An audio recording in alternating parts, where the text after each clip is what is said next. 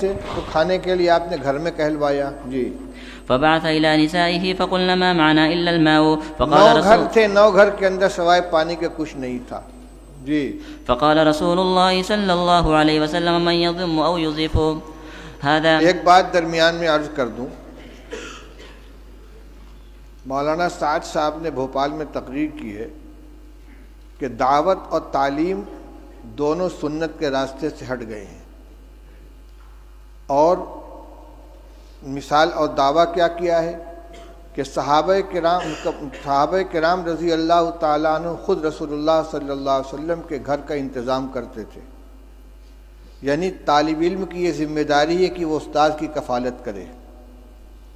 کہتے ہیں کہ صحابہ جنگل جاتے تھے، لکڑیاں کاٹ کے لاتے تھے، اس کو جلانے کے قابل بنا کر فروخت کرتے تھے، اور رسول اللہ صلی اللہ علیہ وسلم کے 9 گھروں کے اندر تازہ بکری کا گوشت روزانہ پہنچاتے تھے.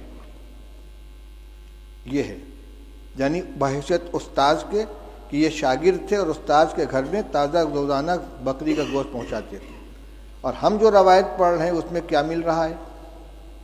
اس میں یہ حضرت عائشہ رضی اللہ عنہ فرماتی ہیں کہ ایک چاند نکلتا تھا، دوسرا چاند نکلتا تھا، اور تیسرا چاند نکلتا تھا، اور رسول اللہ صلی اللہ علیہ وسلم گھروں میں آگ نہیں جلتی تھی.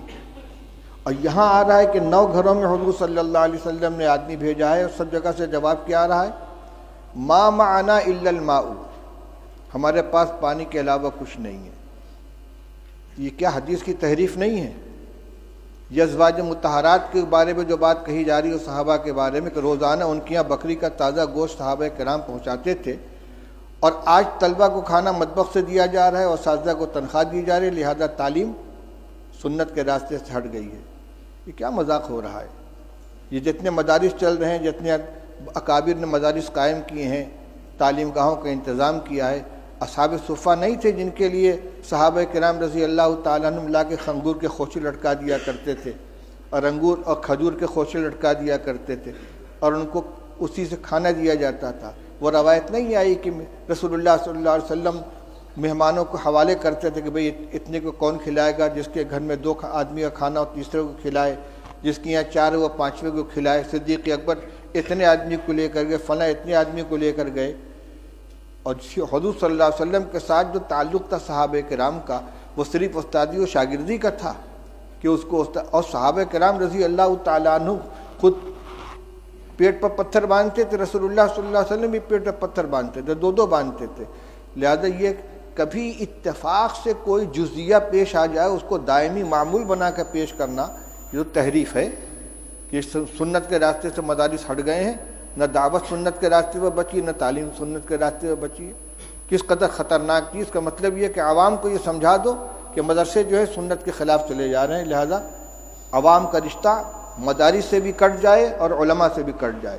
یہ انتہائی خطرناک رجحان ہے، جو اس کا مطلب یہ کہ سب کو باطل تنظیموں کے حوالے کر دیا جائے. ان کو نہ مدرسوں سے تعلق رہے گا عوام کا، نہ علماء سے تعلق رہے گا.